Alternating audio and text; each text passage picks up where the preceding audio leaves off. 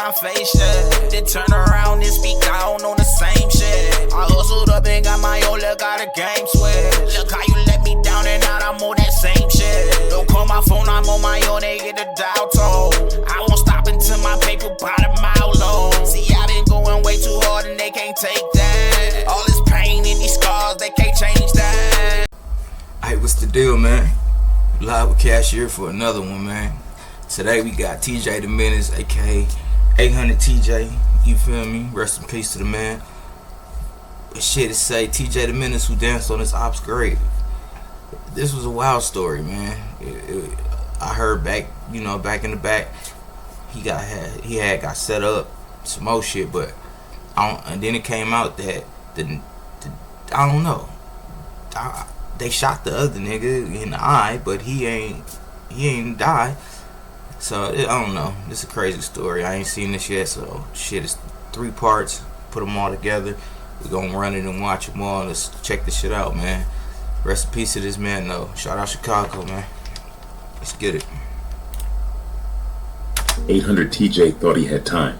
He thought the streets loved him enough to protect him. But what happened in July 2024 shook the city. One day, he was laughing on live, bumping out music, flexing like a king. The next, he was laid out on I-94 with bullets in him. This wasn't just another drill rapper gone too soon. This was personal, disrespectful, loud, and the whole thing played out like a movie. On Instagram, in diss tracks, and through interviews. He said it himself. And bro was young as shit. Like, a lot of these dudes be young, man.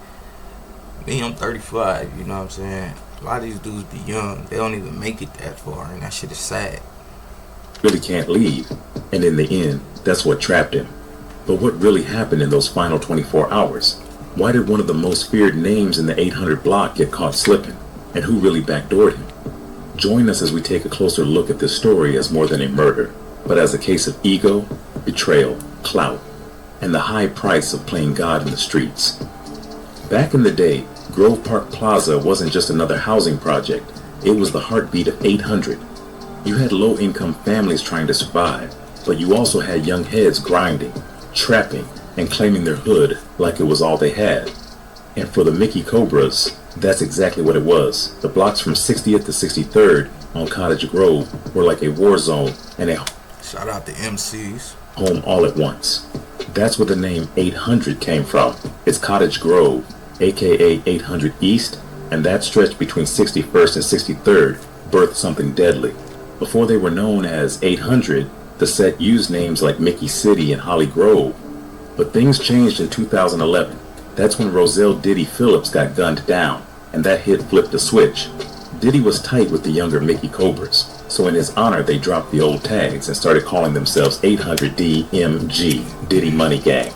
Later they turned into 800DGB, Diddy Grove Boys, and by June 2011 they dropped all that and just went with 800. They weren't moving solo either. Their first solid alliance was with 051 Young Money, another Mickey Cobra 051, shout out to them. Branch on 51st and Cottage Grove. Together they formed 800YM and claimed a new renegade identity, Maniac Cobras. They were setting themselves apart from the older generation, but that unity didn't last long. When it came to rivals, 800 inherited more enemies than they could count. Mac Creek, TYMB, STL. The list grew fast. These beefs weren't just over blocks. These were blood feuds, going back years, and they turned the streets of Woodlawn into a battlefield. By 2012, 800 was deep in the mix. Drill music was blowing up, and their name hit the scene with rapper Boss Smooth. People were starting to... Man, the worst shit to me is New York drill. That shit's horrible. That's just out. Notice, but other sets weren't giving them respect yet. They saw 800 as a young set, still hiding behind 051YM's name, but it didn't take long for 800 to make noise. 2018 came through like a storm. 800 was active, spinning blocks, dropping names and disrespecting the dead in tracks. In August, someone from 800 hit DJ from Taekwon World while he waited at a bus stop. He caught one in the neck and didn't make it. Motherfucker can't even sit at the bus stop. That's crazy. Like, imagine just sitting at the bus stop and the motherfucker shoot you in the neck. That's sad, man. 800 didn't hide it. In fact, Boss Smooth made it worse by rapping, DJ Dumb Ass got hit at the bus. This one time, some of 800's biggest rivals were all gathered at a funeral for rapper Dusky the Man. Then came the shots. Over 40 rounds flew. 6 people hit. No one got caught. Cops thought maybe O'Block did it. They even questioned King Von. But back in the streets, 800 was claiming the hit loud and clear. By 2020, things turned even bloodier. But 800's enemies weren't staying quiet, and so they retaliated. Even with all the loss, 800 stayed standing. By 2024, they had moved from their old block, mostly due to gentrification. No more Grove Park. Now they were in Dearborn homes with OTV 029, or on 75th with Rawtown, or chilling in Frank Block on 80th. But peace didn't last. There's one thing about Chicago drill, it don't come with a warning label. You can go from being the loudest voice in the room to a name. That picture right there is an iconic picture from way back. You got Chief Keef in that joint. You got Fredo Santana, rest in peace. You got the Grim Reaper, Lil Reese. You got SD in the back. You got what's bro name that just died? What's the nigga name? T Slick. You got T Slick in the back, rest in peace. It's an iconic picture, man. I remember this from when I was younger. On a hoodie overnight. Ty John Bush, better known on the streets as 800 TJ, came out the south side of Chicago with heat already chasing him. Born in Burnside, around 93rd and Cottage, he didn't grow up in a calm household. His pops was in and out of jail, which meant young TJ had to learn fast. By 13, he wasn't just a kid anymore. He was already booked for stealing cars. It wasn't a phase, it was his entry ticket into a darker world. He jumped off the porch and into the street light. In 2016 and 2017, TJ started sliding into a whole different zone, 61st and Cottage Grove. That's 800 territory, the Snakes.